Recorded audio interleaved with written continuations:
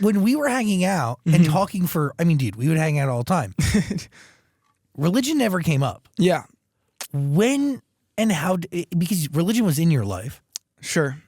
Right before. Yeah, I was very anti-Christianity. Yeah. But you were Christian before you were anti-Christian, no? No, I never actually identified with it. I think my family was. Okay, got it. But I never really, I kind of was forced to go to church. My mom had to drag me. I didn't want anything to do with it.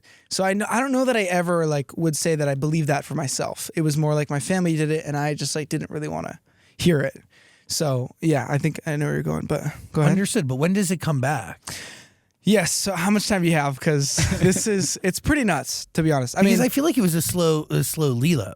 It wasn't instant. Well, yeah, it's been a journey. So I'm just going to speak completely transparently, and then we can figure out what is kept in. But of course, it's a long story, so buckle up.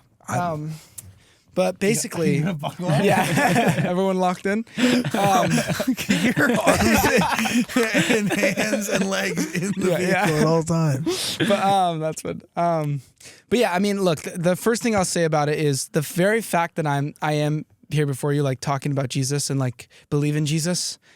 Is a testament to the fact that there might be something there, because I was so vehemently opposed. Yeah, dude, I know. No, you were on this couch. I mocked God on this couch, bro. Literally in the exact same That's seat. what I'm saying.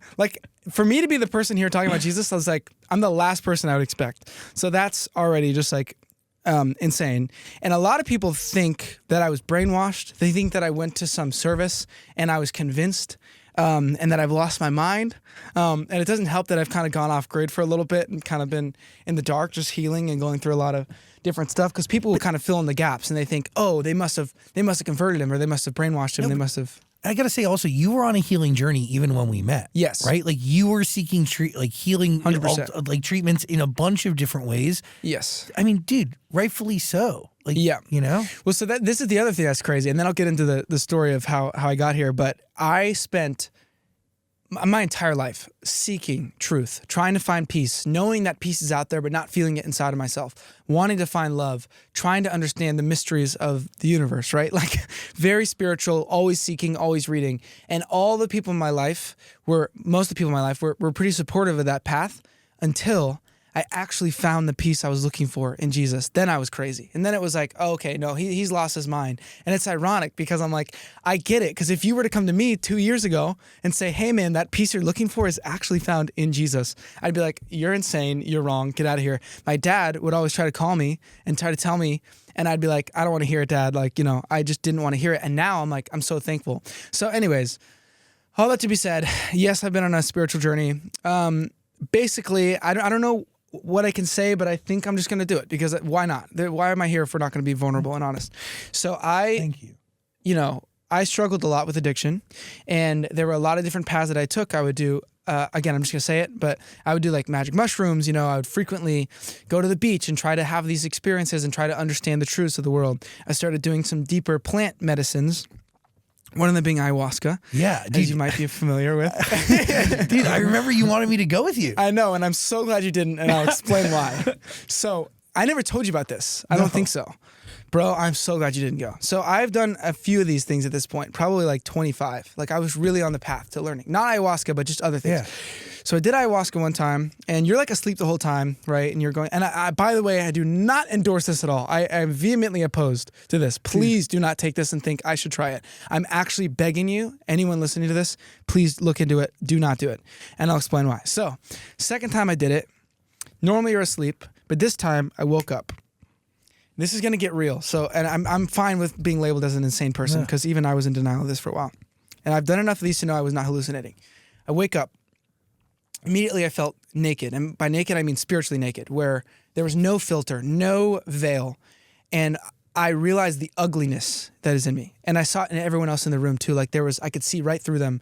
And I realized that there's really no things hidden. It's hard to explain. Maybe I won't go down that path. But basically, my soul was falling to the pits of hell, a hell I did not believe in. As I hit the ground in hell, I was surrounded by hundreds of thousands of demons who were mocking me and laughing at me and torturing me. And as I thought about the abuses that I experienced when I was a kid, they laughed and they mocked harder. Now, again, you might say, Josh, you were just hallucinating. You're on a thing. I'm telling you now, as much as I know that I am here right now, breathing, standing before you, Zachsang and Dan, and I forget your name. Carlos, sorry. As real as I know that I'm here right now, I know that this was a real experience. So I have the thought the devil's had a hold of me my whole life, and I literally see the devil, and he's laughing at me. And I start to see all these different things in my life. And eventually I get up and I go to the bathroom, and I realize like how horrific what I'm experiencing is, and that I need to get out of there like immediately. But I knew I couldn't leave because I was technically on this plant or whatever, and so they couldn't let me drive. But I was like, I'm just gonna get out of this house and run as fast as I can. So I go out, I grab my keys, and the lady running the thing kind of goes and grabs my hand, and she goes, I can't let you leave. And I literally see like this demon over her eyes, and I'm like, I see the devil in her eyes. Again, I don't care if you think I'm crazy. This is the truth. So I'm saying this to her. I'm like, I see the devil in your eyes. I lose my voice. I'm screaming. Thank God you didn't go with me on this. And eventually I go outside because she won't let me leave. So I'm going outside to kind of cool off. And I look up and I see Jesus in the sky. And I'm like, no way. I'm like, there's no way. And the first thought I had was my dad was right. And I was like, dude, what is going on right now? Like, it was the most insane experience of my life. And I was immediately filled with like a relief, but like a terror of like, there's more to the spiritual world than I'm aware. And I think for a while I was in denial that evil exists.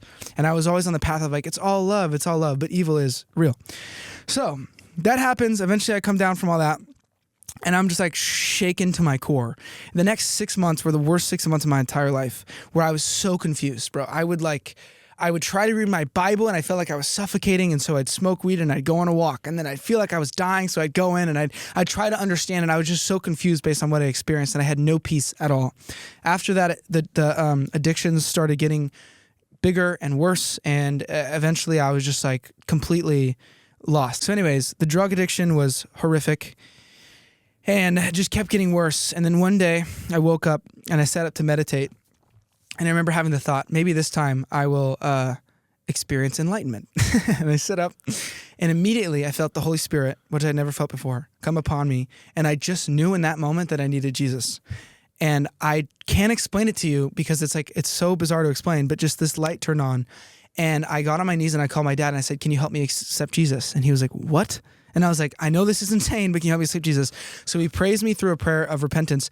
I literally cannot express to you the peace that I felt in that moment. Literally every path I was going down looking for peace, I found the moment I accepted Jesus. Despite me mocking God in interviews, despite me saying that's totally wrong, my family's crazy, I thought my family was dumb, I thought any Christian was dumb, I thought they were so wrong. And then I had an encounter with the actual living God. So that happens and I'm crying. Turns out at that exact moment, my dad was crying, praying, Jesus opened his eyes. Jesus opened his eyes. Jesus opened his eyes. And then he got a call from me saying, can you help me accept Jesus into my life? So that happens. I'm like, I feel this new lease on life. I felt more peace than I'd ever experienced in my life. I'm like literally jumping for joy like I was a child again. And some would say you're having a manic episode, but I'm telling you now, it was not a manic episode. So I experienced all this beautiful peace. And of course, with that, you like want to tell everyone, right? And so I've been trying to find this balance of like, you know, talking about it because I know people get really offended and a lot of people have been hurt by Christians, and there was a lot of just stuff around the Christian faith that makes a lot of people not want to go near it, and that totally makes sense. But yeah, there's a lot more to the journey.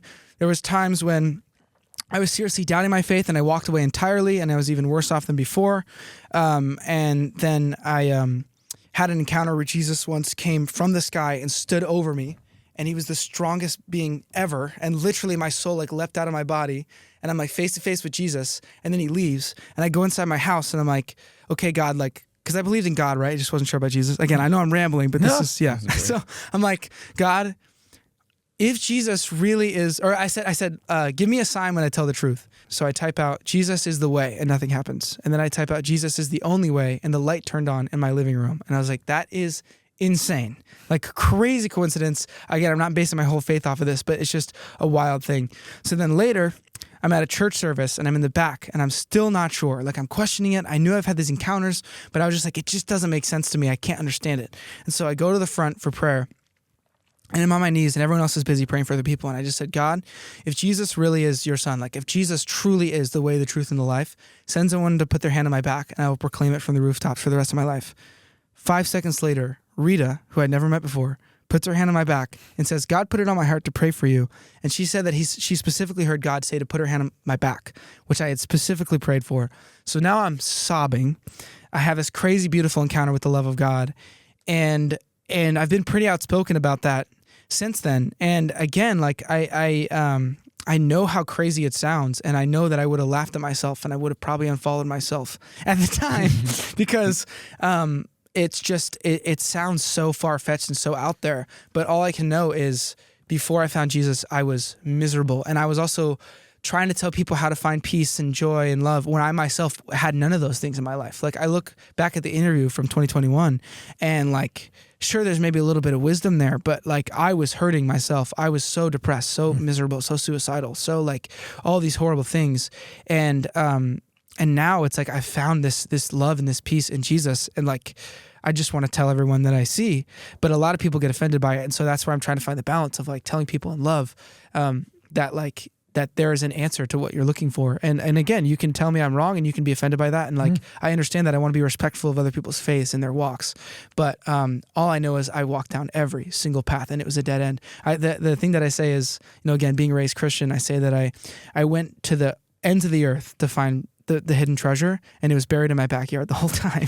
Like I actually found it. So yeah, that happens. Yeah, most of the time because we seek answers in everything and anything than what like we're forced to know or totally. To have in our lives. 100%. So yeah, I mean, and again, there's like 1,000 more stories I can tell you of times where like I prayed that God would send me a sign of a sunflower, and then the next day I was very next to get baptized, and a little girl tugs on my shirt and says, God's showing me a sign of a dove and a sunflower. And I had prayed the night before that God would give me a confirmation of a sunflower.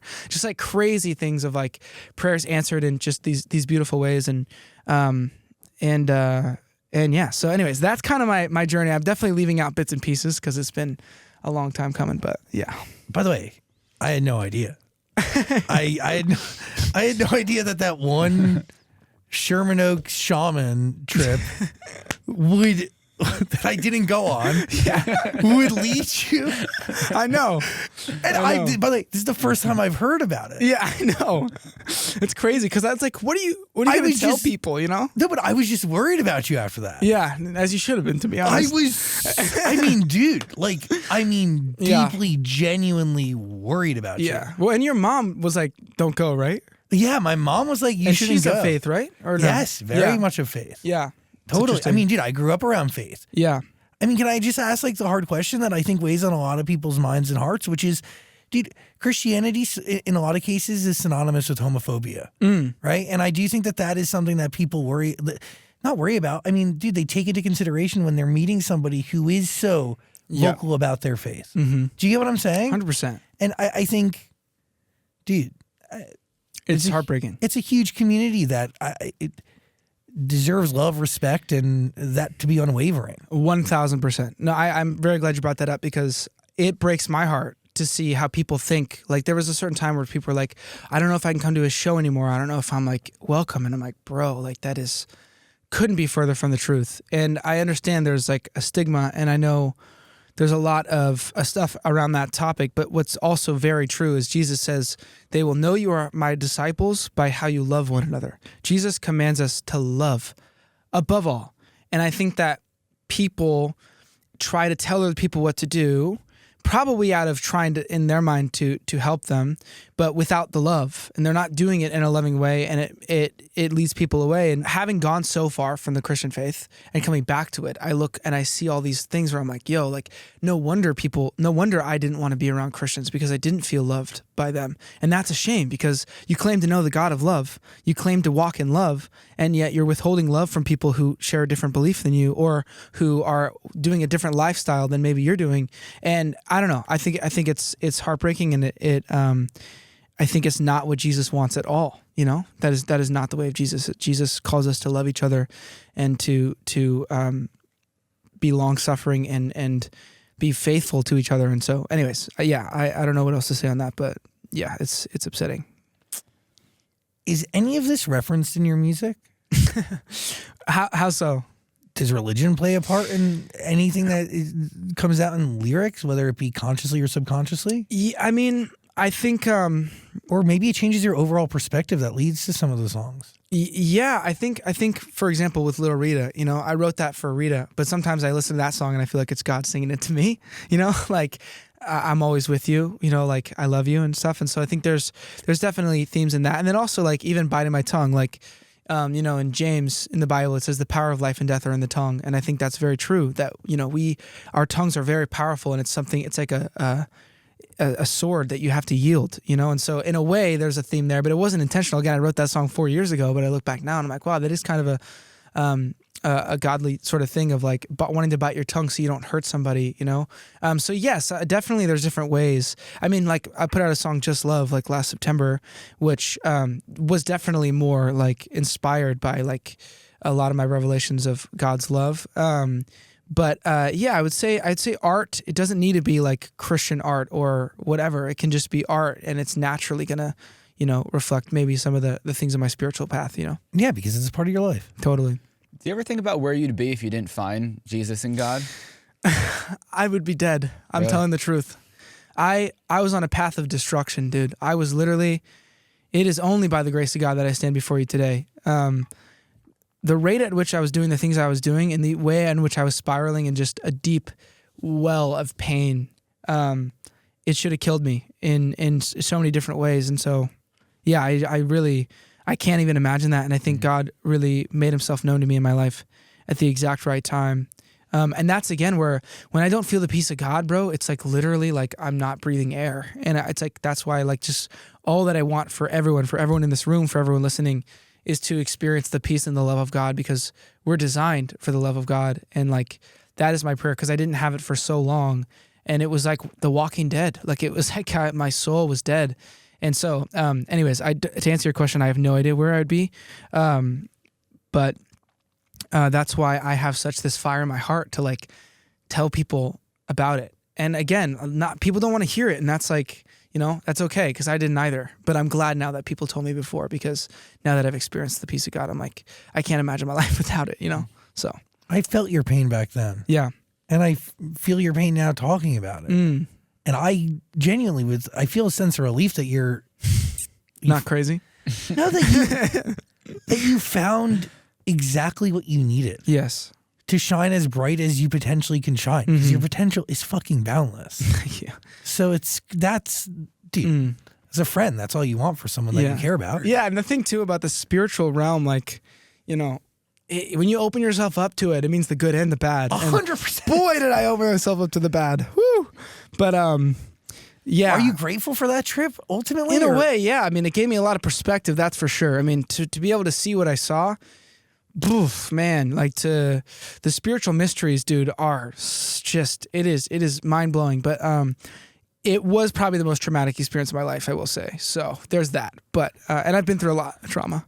I was actually diagnosed with PTSD. Fun little fact. I don't know if you knew that. Bro,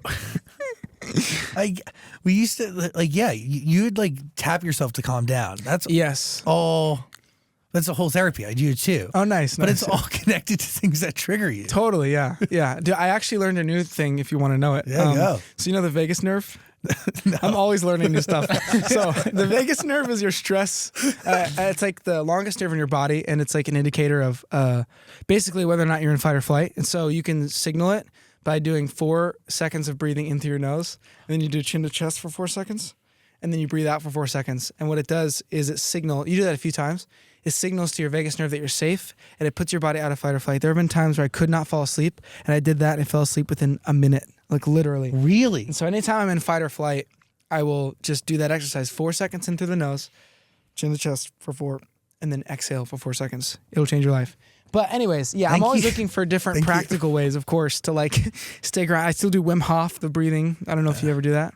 Game changer, bro. But to go back for a second, sorry, on what you said about you're so glad that I have found this. Obviously, there's plenty of days where I am just miserable. That doesn't mean that my faith isn't real. That doesn't mean that I'm still not walking with the Lord. But it's just like, you know, there's obviously still days. It's almost like the way you can look at it is like before I was walking through that all alone, but now I'm walking through it with like a really good friend. and his name is Jesus.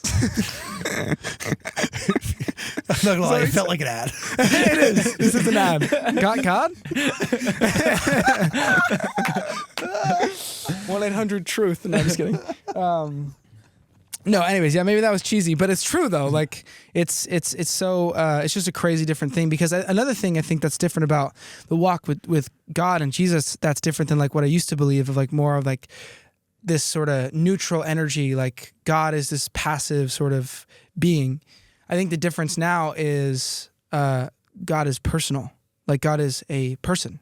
And I'm not saying like he's a human, but he's a person. And like a relationship with God is like the most beautiful thing in the world. So anyways, again, I know that's probably sounds like I'm speaking gibberish to people who haven't experienced that, but I think that's the beautiful thing too about it, is like to know that God like actually cares about you, and he actually loves you, and he designed you, and he knows the hairs on your head. You know, he knows you better than you'll ever know yourself. It's like to be known and loved by God is all you could ever ask for. Like take it all away. Anything in my life doesn't matter. I'd rather be on a remote island with the presence of God than have all the wealth and success in the world and be empty. And I think like most people know that, but once you taste the presence of God, bro, it's like it's all you could ever ask for. So that's why I just pray that everyone would experience it.